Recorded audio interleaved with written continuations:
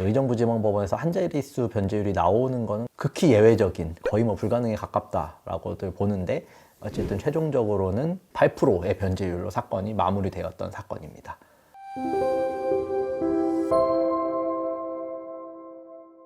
개인회생 진행하다 보면 변제율이 너무 저조하니 변제 기간을 60개월로 늘려라, 이런 보정이 나오는 경우가 있어요.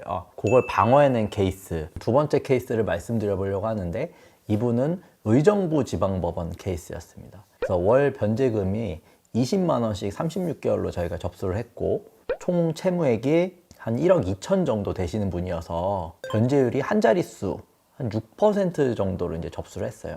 실무적으로 업무 처리하시는 분들은 아마 아실 거예요. 의정부지방법원이 변제율이 낮으면은 굉장히 이제 변제율을 끌어올리게끔 개시결정도 잘 안 내주고 보정이 계속 나오고 굉장히 까다롭기로 유명한 법원인데, 당연히 이제 변제 기간을 60개월로 늘려라 라는 보정이 나왔습니다. 그래서 이번에도 제가 마찬가지로 변제율이 단순히 저조하다는 이유만으로 변제율을 올리라는 거는 법적 근거가 없다라고 했더니, 회생위원이 굉장히 여긴 좀 화가 많이 나셨어요. 저희 사무실로 일단 먼저 전화 연락을 하셔가지고 저희 직원한테 굉장히 화를 내셨다고 하더라고요. 변제율이 너무 저조해서 이렇게 보정을 낸 건데 이런 식으로 이거 안 따르고 업무 처리하는 게 어딨냐, 보정 권고로 다 내렸으니 그거 보고서 따르라 라고 했고, 그래서 그 보정 권고가 어떻게 나왔냐, 회생위원께서 변제 기간을 60개월로 내리는 법적 근거들을 본인이 이제 설시를 하신 거예요.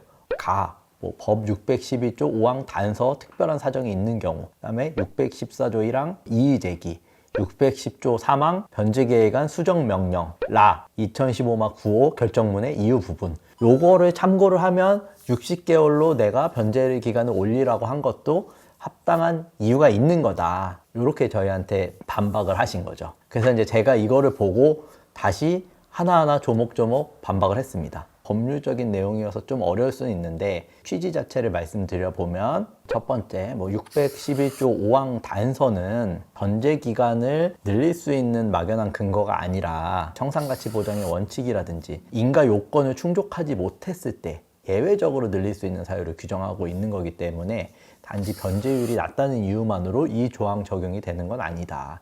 그리고 두 번째로 회생위원회 이의 제기하는 건 역시 법에는 회생위원회 이의가 있다 하더라도 인가 요건만 갖추기만 하면 개시결정과 인가결정을 내릴 수 있다라고 규정되어 있기 때문에 이 근거 규정 역시 우리가 회생위원회 변제기간을 늘리라는 보정을 따라야 하는 근거가 될 수는 없다라고 주장을 했고, 세 번째로 변제계획안 수정명령에 관한 것도, 이 수정명령이라는 거는 기본적으로는 회생위원이 내릴 수 있는 게 아니라 판사가 내릴 수 있는 걸로 법에 규정되어 있다. 따라서 이건 역시도 변제 기간을 늘릴 근거가 되지는 않는다. 그리고 마지막으로 이제 원용한 대법원 판례의 경우에도 오히려 이 대법원 판례에서 변제율과 같은 사정은 공정 형평의 원칙에 반하는 사유라고 볼 수 없다 라고 이제 대법원이 명시적으로 판시를 하면서, 변제율이 저조하다는 것만으로는 변제 기간을 늘릴 만한 사유가 되지 않는다라는 거를 이제 간접적으로 판시를 했기 때문에, 오히려 대법원 판례에 비추어 보면 그건 역시 변제 기간을 늘릴 근거가 될 수 없다라고 이제 조목조목 제가 반박을 해서 의견서를 제출했고, 했더니 이제 회생위원님께서도 추가 보정은 내지 않았고 36개월 변제로 사건이 잘 마무리될 수 있었던 사건입니다. 보통 의정부지방법원 같은 경우는 뭐 변제율이 40%가 안 되거나 하면은 계속적으로 보정을 내고 추가 자료를 요구하고 뭐 하는데, 의정부지방법원에서 한 자릿수 변제율이 나오는 거는 거의 뭐 이제 극히 예외적인, 거의 뭐 불가능에 가깝다라고들 보는데, 어쨌든 최종적으로는 8%의 변제율로 사건이 마무리되었던 사건입니다. 보정 권고에 어떻게 대응하느냐에 따라서 사건의 형방이 크게 달라질 수 있다라는 걸 말씀드리고 싶습니다.